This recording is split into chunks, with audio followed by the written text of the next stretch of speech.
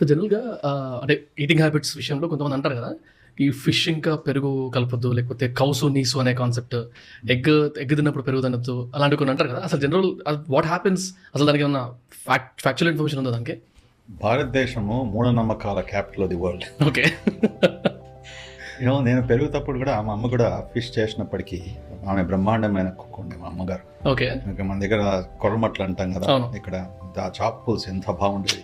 దాని తర్వాత కొద్దిగా పెరుగు తినాలని అనిపించేది. హ్మ్. నో ఇట్స్ నాట్ ఈట్ అనేసి అది ఎప్పుడు అర్థం కాలేదు.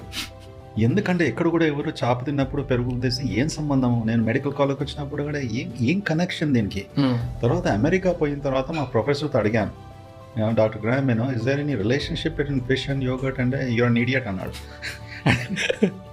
సో నేను అనుకున్నాను, అంటే నవ్వుతూ అన్నాను అనుకోండి, so there is no connection అన్నాడు. హ్మ్.